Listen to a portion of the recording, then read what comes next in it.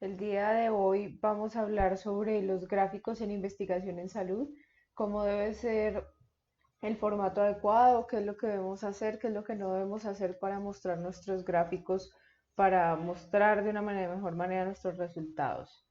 Entonces, primero vamos a empezar con esta frase que dice, el arte no reproduce lo que vemos, en cambio nos hace ver, de Paul Klee, y es una reflexión de que es necesario que cuando nosotros veamos cualquier cosa que sea arte, incluyendo un gráfico científico, este nos permita obtener un entendimiento de lo que nos está mostrando, más que mostrarnos un montón de datos y mostrarnos un montón de cosas, digamos que sin sentido, sino que los gráficos están dirigidos a que nosotros podamos ver inmediatamente los, cualquier patrón que se quiera mostrar, cualquier, digamos que tendencia o lo que sea.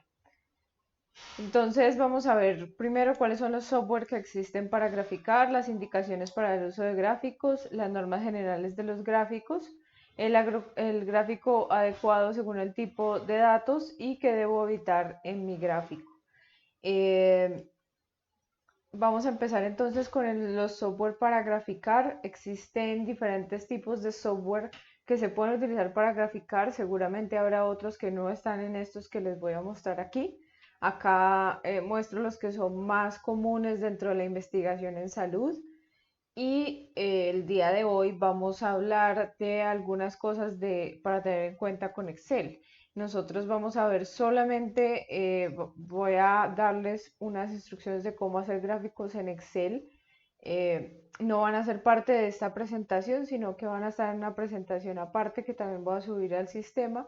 Y la idea es que en esa presentación ustedes van a encontrar el paso a paso para realizar los gráficos más básicos que se pueden hacer en Excel. Sin embargo, deben tener en cuenta que si ya necesitan gráficos más complejos, ya posiblemente deban utilizar otros programas y puede que estos programas sean difíciles de manejar, pueden que tengan licencia y que ustedes de pronto no conozcan mucho sobre cómo realizar el gráfico adecuadamente. En este caso, pues les recomiendo que hablen con sus asesores si quieren realizar algún gráfico adicional para su estudio o existe también la posibilidad, por ejemplo, de contratar servicios de realización de gráficos. Yo realizo gráficos con este programa que se llama RStudio y pues ya son gráficos un poco más avanzados. Ahorita vamos a ver algunos ejemplos. Mm, Básicamente, como para darles una idea, pues en Excel podemos hacer unos gráficos que son muy limpios, muy fáciles de hacer, pero relativamente sencillos. En EpiInfo los gráficos son feos y no se pueden, digamos que personalizar mucho, entonces no se recomiendan sino solamente para el análisis exploratorio de los datos, igual que los gráficos, por ejemplo, que saca Google Forms cuando uno está haciendo la fórmula, no se deben utilizar dentro del artículo final. Está SPSS que requiere licencia, hace unos gráficos que son bastante básicos, estéticamente no son muy atractivos, pero se pueden acomodar a lo que uno necesite. Mm, RStudio es un programa que utiliza códigos para hacer cualquier tipo de análisis estadístico. Es supremamente avanzado, es el programa más avanzado y más antiguo que existe de programación para estadística y tiene posibilidades prácticamente infinitas de realizar y de organizar los gráficos, pero requiere bastante técnica para utilizarlo. Está este programa que se llama GraphPad Prism, que es como el programa estándar que se utilizaba desde hace muchos años para hacer gráficos. Ahorita ha entrado un poco en desuso. Requiere una licencia o se puede pues descargar por alguna vía no legal y no es muy intuitivo, no es muy fácil de manejar. Y el último es este programa que se llama Tableau. Si bien Tableau es un programa que para poder publicar los gráficos es necesario que se cuente con una licencia, es un programa excelente porque se puede obtener una versión gratuita en internet, lo pueden descargar a su escritorio y a través de este programa pueden hacer un sinfín de gráficos muy bonitos estéticamente, sirve mucho para análisis exploratorio de los datos. eh, es muy bueno. Lo único es esto, que solamente se puede exportar los gráficos cuando uno ya cuenta con una versión paga, pero de verdad es un software muy versátil y muy bueno para la realización de gráficos. Entonces, ¿cuándo es ideal utilizar un gráfico? ¿Cuándo deberíamos usarlo? Entonces, la primera es el análisis exploratorio de los datos, que es visualizar el comportamiento de los datos, que esta parte nosotros ya la pasamos en nuestros estudios, y observar tendencias y diferencias en los grupos. Esta gráfica la vimos en la clase de comparación de variables, donde mostrábamos las diferencias entre los dos grupos que había en el inicio de los casos de diabetes. Entonces, este es un gráfico, los gráficos exploratorios generalmente no son muy bonitos, no están arreglados, no se organizan aquí. Por ejemplo, los títulos deberían decir a qué corresponden estos números y otros tipos de cosas que generalmente se usan. No se utilizan en los gráficos para análisis exploratorio porque son simplemente para explorar, para ver, para que la persona entienda. Por ejemplo, una de las cosas importantes cuando vamos a publicar un gráfico ya impreso es que el fondo esté completamente en blanco, entonces esto debería irse. Sin embargo, para este fin que lo tenemos aquí, el gráfico está bien, no tiene ningún problema, no tiene que adornarse ni ponerse bien.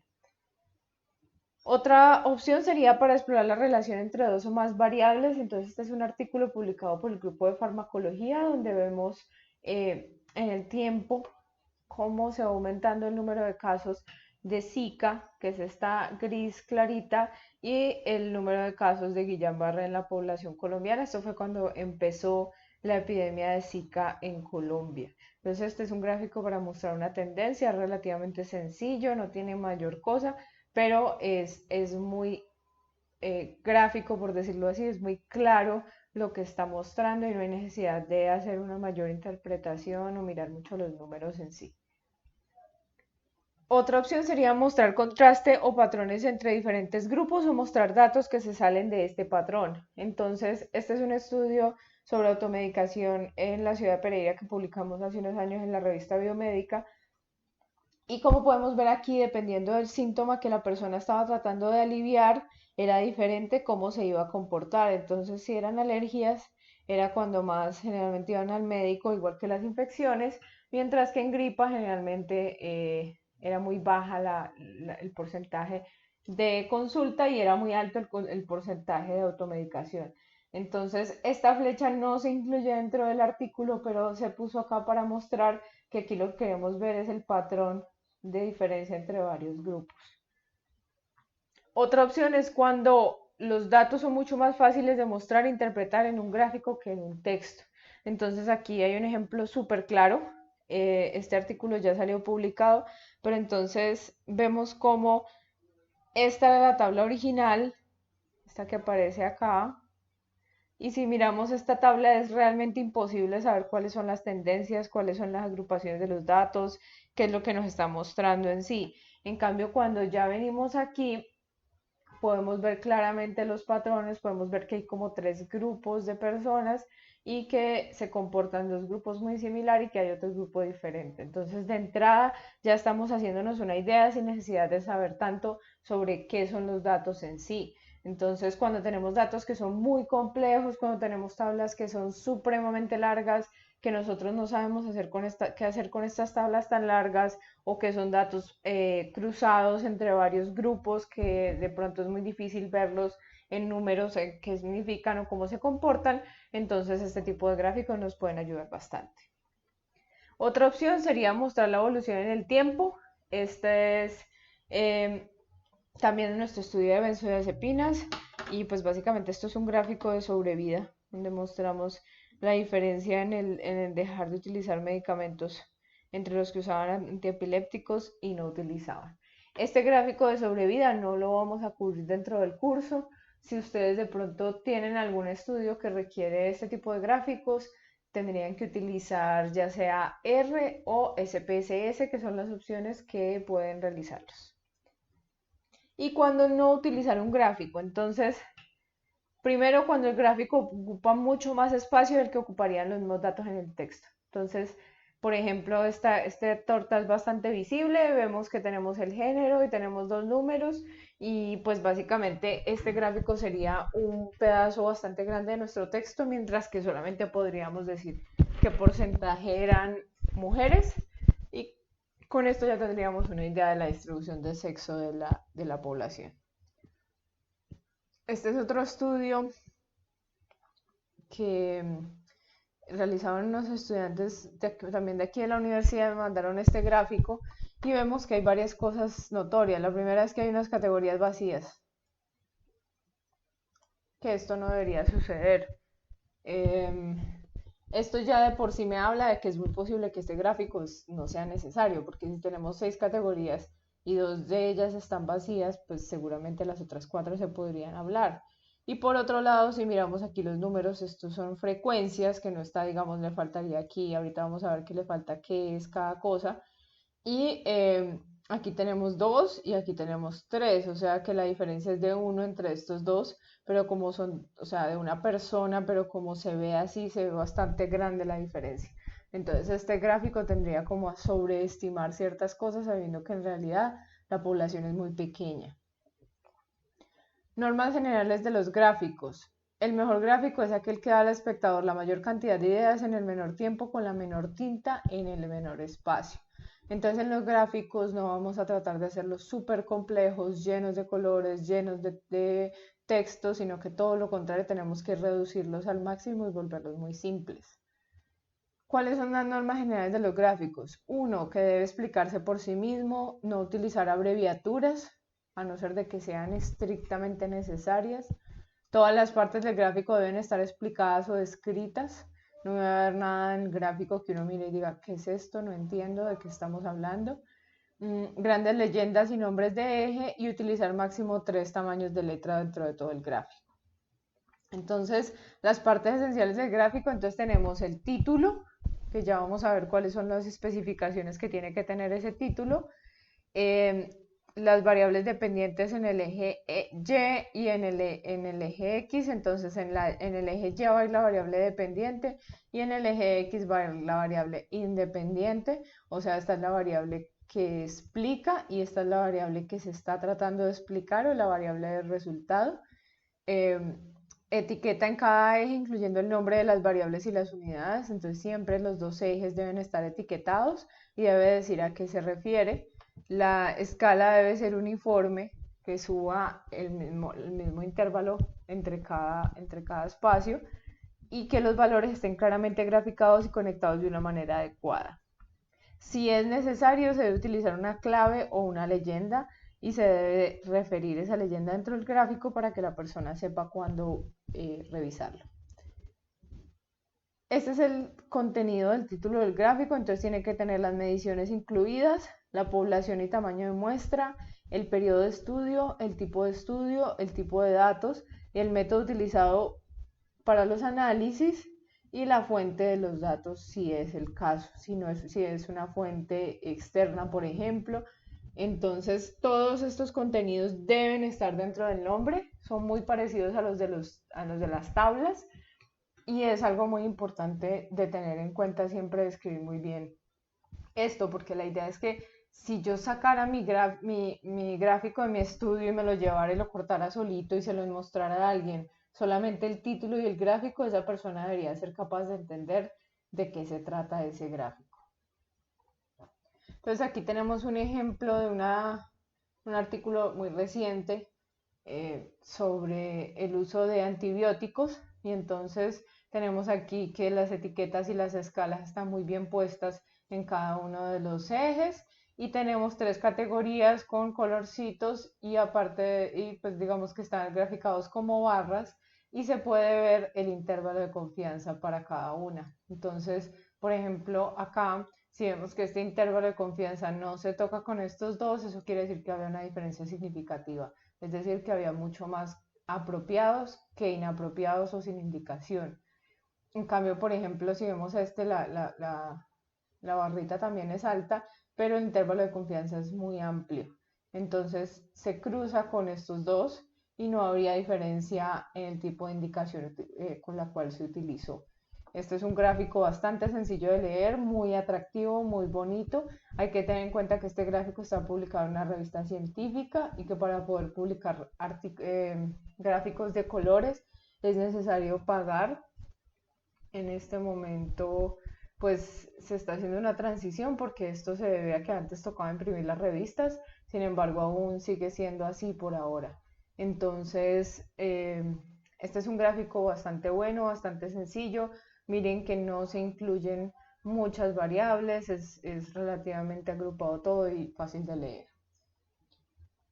Entonces, respecto a las etiquetas y las leyendas, entonces se debe explicar adecuadamente cada una de las categorías de qué está hablando, incluir las unidades de medida, si son metros, kilos, personas, qué son, evitar siempre que sea posible las abreviaturas, etiquetar todos los ejes que se utilicen, no asumir que el lector sabe de qué le hablan, así el lector se esté leyendo el artículo, todo lo que esté en el gráfico debe ser independiente. O sea, si por ejemplo una persona colocó una abreviatura dentro del gráfico, debe definir esa abreviatura dentro del gráfico, así la abreviatura esté definida dentro del texto también.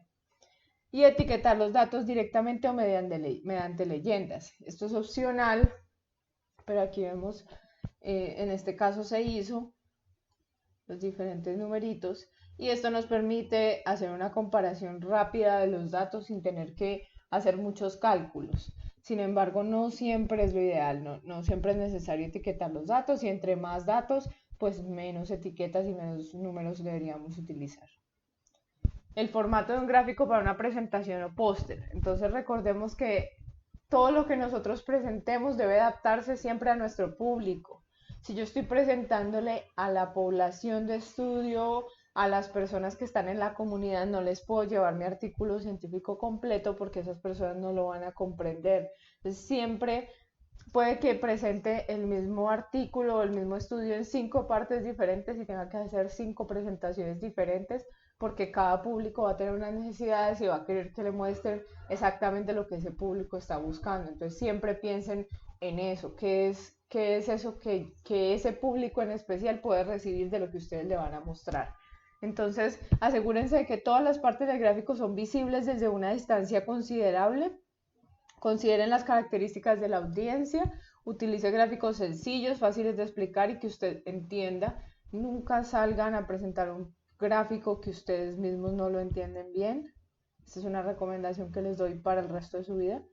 Es posible y recomendable utilizar colores para las presentaciones. Aquí sí se pueden poner a colocarle colores bonitos a los gráficos, hacerlos bien especiales.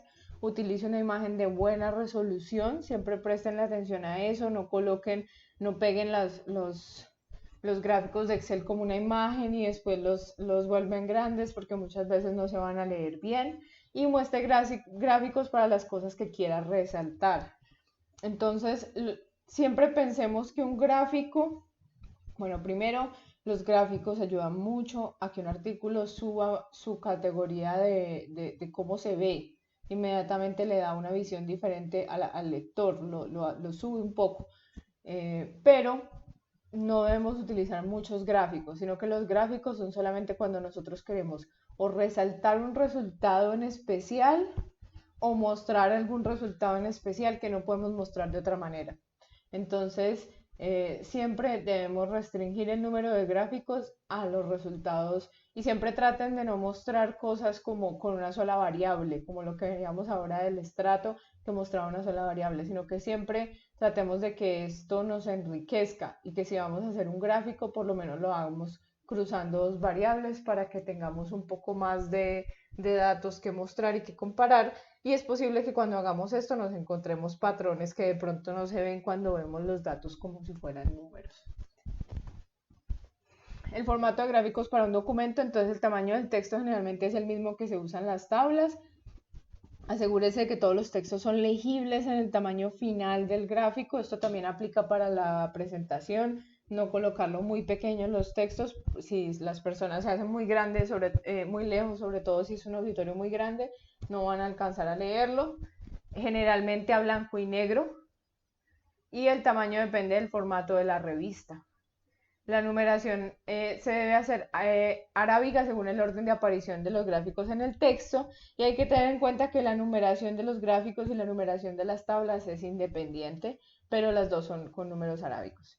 y toda gráfica debe ser mencionada en el texto. Entonces siempre cuando colocamos el gráfico debemos en el texto decir dónde se tiene que mirar y en lo posible interpretar qué es lo que queremos que ese lector vea en ese gráfico que nosotros pusimos. Entonces, aquí un poquito sobre la teoría del color, no vamos a revisar esto mucho, pero hay que tener un par de cosas en cuenta. La primera es que se deben considerar a las personas daltónicas, que generalmente no distinguen entre rojo y verde, para que se lo aprendan fácil. Básicamente son los colores navideños los que las personas daltónicas no distinguen. Y tenemos dos tipos de colores, los colores cálidos y los colores fríos. Esto les sirve tanto para sus gráficos como para sus presentaciones en general. Si nosotros colocamos solamente colores fríos, la tendencia va a ser precisamente el frío. Entonces el frío genera como una sensación de comodidad y de sueño, cansancio. Es como que si uno pone una presentación solo con colores fríos, la gente va a tender a dormirse. Mientras que si la hacemos con colores cálidos, son colores vibrantes que despiertan, que generan rabia, que generan alegría, que generan emoción. Entonces, son muy buenos para mantener a la audiencia vinculada a lo que ustedes están haciendo, pero deben tener como un balance porque también si nosotros utilizamos mucho colores cálidos, vamos a hacer que las personas se vuelvan muy enérgicas y digamos que para el caso de una presentación en la cual tienen que estar sentadas de pronto 2 horas, pues no es lo más indicado. Entonces, si miramos aquí la presentación de la universidad, tiene una combinación entre colores cálidos y colores fríos, que es muy adecuada para mantener, digamos, un tono de ánimo relativamente bueno. Y en los gráficos, entonces, debemos evitar mezclar los que son del mismo, que son monocromáticos, o sea, que más o menos vienen del mismo rango de colores, y los colores que mejor contraste generan son los contrarios, que se llaman los colores complementarios. Entonces sería, digamos, este naranja con azul, que es la combinación que tienen acá, rojo con verde. Entonces, siempre estas son las combinaciones que van a generar mejor contraste de colores. Siempre debemos tener en cuenta eso, evitar los gráficos o las imágenes que tienen muy poco contraste en general. El gráfico adecuado según el tipo de datos. Entonces, hay varios tipos de gráficos para varios tipos de variables y para diferentes indicaciones. No se enreden mucho con esto por ahora, no se preocupen tanto. Lo más importante es que ustedes sepan qué es lo que quieren graficar. Si ustedes ya tienen identificado, yo quiero graficar una variable numérica por una variable categórica, entonces yo me puedo venir acá y mirar cuál de estos sería el que a mí me corresponde o el que mejor me iría. Entonces, por ejemplo, en este caso sería posiblemente este diagrama de cajas una variable categórica versus una variable numérica y se hace para mostrar diferencia de promedios. Entonces, ya va a depender mucho de lo que ustedes necesiten. Vamos a ver un poco de cada uno de estos gráficos y ya ustedes los van a reconocer un poco mejor y ya es como que cada uno con sus datos va a empezar a jugar con los gráficos y se van a empezar a dar cuenta cuáles son las ventajas de uno y otro.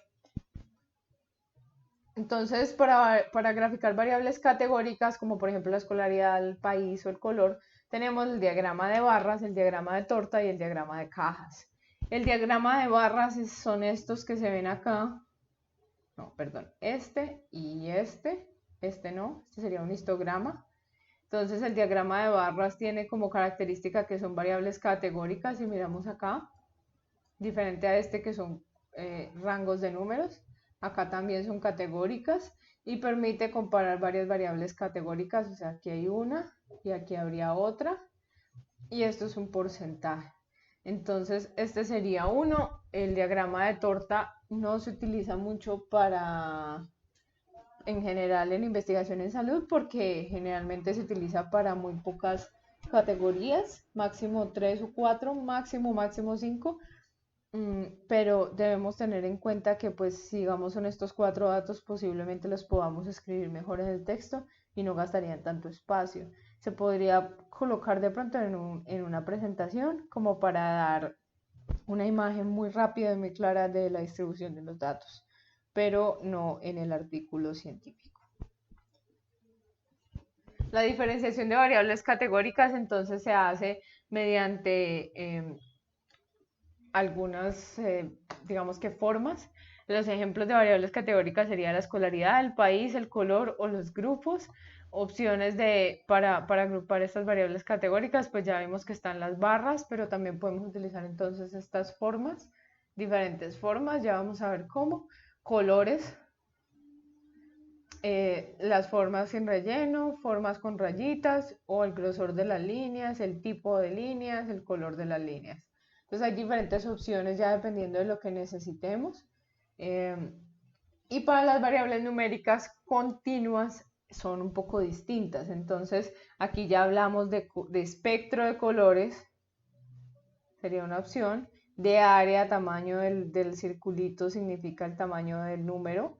De ángulo, de tamaño y de estos serían intervalos de confianza. Entonces vamos a ver algunos ejemplos de cómo se utiliza esto en los gráficos.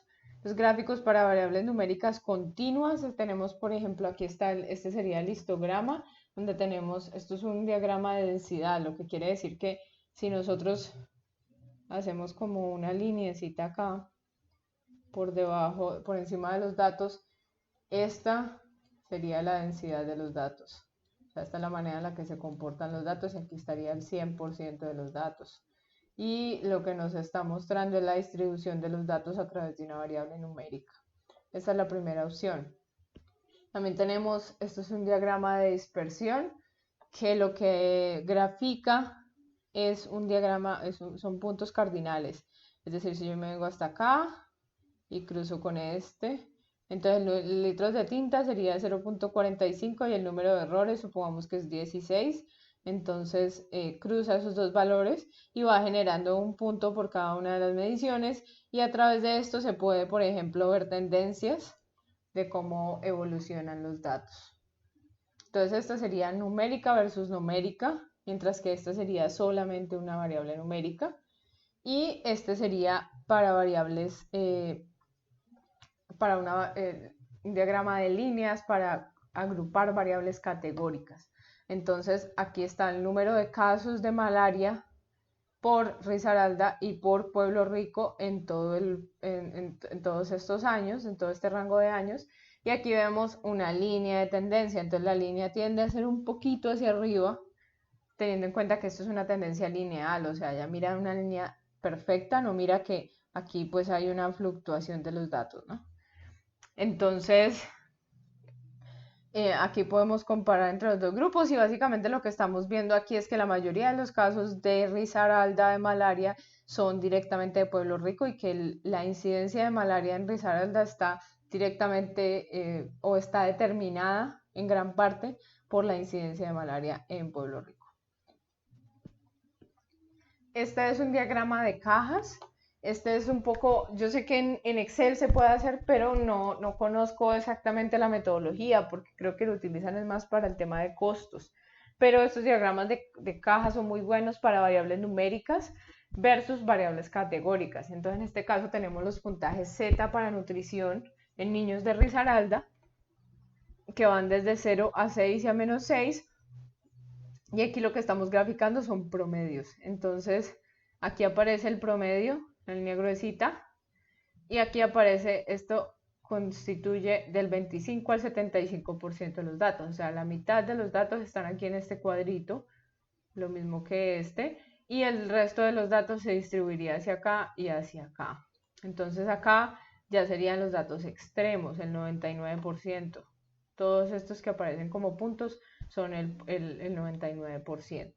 Entonces, este tipo de gráfico es muy bueno para comparar entre grupos y aquí miramos, estamos graficando otras etnias con etnia indígena y aquí se ve, por ejemplo, que la talla para la edad es mucho menor en los de etnia indígena en comparación a los de otra etnia, sin necesidad de hacer mayores análisis. Sin embargo, esta gráfica tiene algo más y es que se le agregó los valores de P dentro de la gráfica, de manera que las personas puedan saber qué significa si hay una relación realmente significativa entre una diferencia entre los dos grupos. Entonces esta es otra cosa que se puede hacer, agregar los valores estadísticos dentro de las gráficas. Y este es otro gráfico, un gráfico, un diagrama de líneas donde vemos la tendencia en el tiempo de los casos de diabetes en el estudio corte, del que hemos visto algunas cosas durante todo este curso. Digamos que no lo vamos a analizar mucho, lo que nos interesa aquí es ver que pues hay dos grupos y que se muestra la tendencia a través del tiempo de esos dos grupos y se puede ver cómo va fluctuando, cuando se unen, cuando se alejan. Y aquí están los intervalos de confianza, entonces de nuevo vemos que estos dos se pisan, o sea que aquí no hay una diferencia significativa o no parecía que la hubiera. Sin embargo, aquí sí da estadísticamente significativo. Entonces es importante que a veces cuando vemos estos intervalos de confianza vamos a tener que se sobrelapan un poco, pero aún así la diferencia es significativa. Y este es un gráfico de un artículo que quería simplemente mostrarles para que ustedes vieran lo difícil que puede ser cuando nosotros utilizamos más de 6 categorías en un gráfico, que es lo máximo que se recomienda para cualquier gráfico. Y ya a partir de 6 categorías ya ha tocado que el gráfico sea muy grande y que incluyamos colores. Entonces aquí es muy difícil realmente ver las tendencias, sí se alcanza a ver que hay un montón de datos que están más o menos igual y que hay dos datos que son diferentes, pero sin embargo pues no hay mucha diferenciación en las categorías. Este es un gráfico de tendencias lineales donde vemos que tenemos una tendencia en el tiempo y tenemos dos cosas que se hicieron que pueden utilizarse como estrategias dentro de los gráficos. Una es que le ponemos el nombre a las categorías directamente, entonces de esa manera las personas no tienen que buscar en una leyenda ni nada, sino que ya está.